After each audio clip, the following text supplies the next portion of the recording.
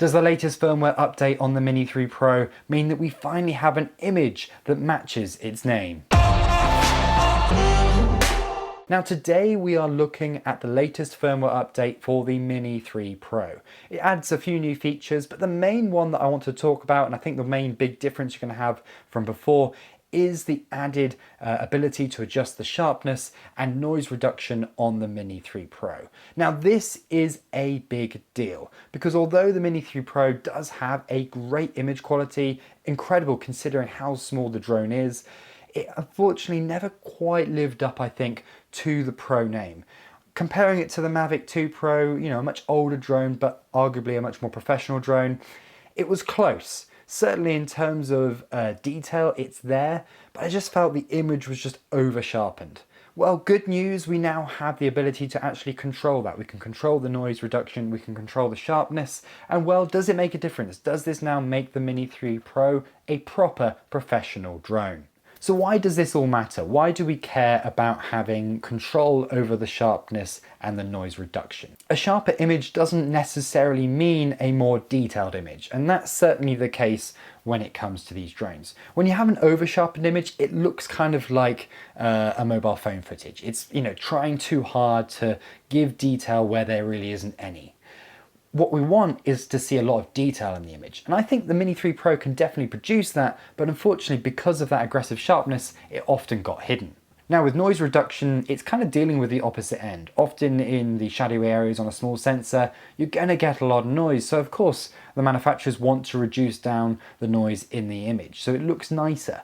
The problem with that though, it can make those kind of areas look quite smudgy and blurry, and just you end up losing detail in those areas. Not sharpness, but detail. And that's the key thing. We want that detail, even if it is a bit noisy. It's much better if we can adjust that in post and get the exact amount of noise reduction and sharpness there, rather than having the camera do it automatically for us. So with that in mind, let's have a look at some of the footage that I've got on my laptop here from shooting the other day using the new settings on the Mini 3 Pro.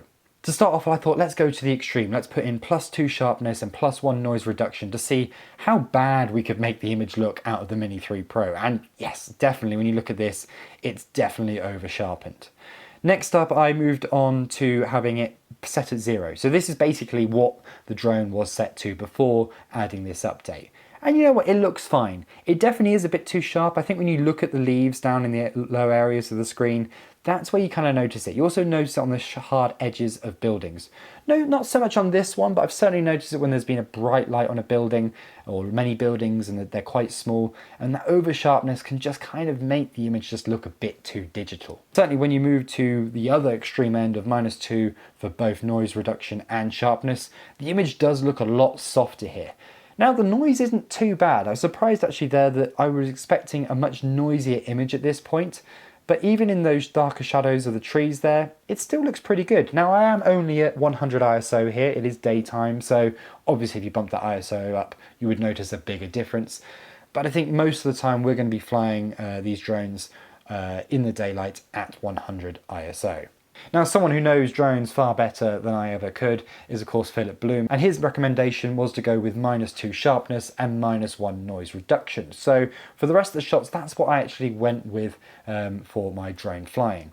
And I've got to say, the image here looks really nice. It does look really impressive. And there's still definitely, when you've got the right light, there's definitely still enough sharpness in that image. You can see in the center of the image there, where we've got light reflecting off the trees, we can definitely still see there's detail there. We haven't lost all that detail, it is definitely still there, but there just isn't that over sharpening like there was before. Things like the power lines, for example, don't have any aliasing issues going on, whereas if you had over sharpening, you might start seeing that in the image. Now, one thing I did notice, when there's lots of light in the scene, that actually it looked like there was a lot more sharpening going on than when there wasn't. It's particularly noticeable in this shot as we come round from the dark side of the hill to the lit side, where you can really see the trees look like they've got additional sharpness going on, which we didn't see before. Now this could be because of shutter speed. I did have to increase it because of the brighter conditions, so perhaps that has an effect on the perceived sharpness of the scene. Or it could just be something to do with how the Mini 3 processes its image. Personally, I'd have to say this update is a big improvement from before. I think it really does improve the overall image quality that the Mini 3 Pro can provide. Is it as good as proper professional drones like the Mavic 2 Pro? Well, image-wise it is now very, very close. I already said in my initial reaction when I first flew the Mini 3 Pro how impressed I was about the quality, especially coming from such a small drone, and how it could potentially replace our Mavic 2. After using it a bit more, and this is a bit of a spoiler alert for my upcoming Mini 3 Pro review, I did feel that it was still slightly falling short though. It was still a bit too over-sharpened. It certainly wasn't the same quality image you were getting out of a bigger drone like the Mavic 2 Pro. However, now with these image adjustments that we can make, it is very, very close. I think in a lot of circumstances, I think in a lot of shoot situations, you really couldn't tell the difference. I think now deciding which drone you want to use on a shoot is going to come much more down to how it flies and what the wind conditions are like. Things like that, what speed you need the drone to be able to go to. That is going to make a bigger difference rather than the image, because in right conditions, these drones are extremely close in quality. I'd love to know what you think. Do you agree? Do you think the Mini 3's Pro image has been improved by this latest firmware update? If you do, let me know in the comments section down below. Thank you very much for watching. I hope you have found this video useful. If you have, please like and subscribe, as it massively helps me out. And I'll see you next time. Goodbye.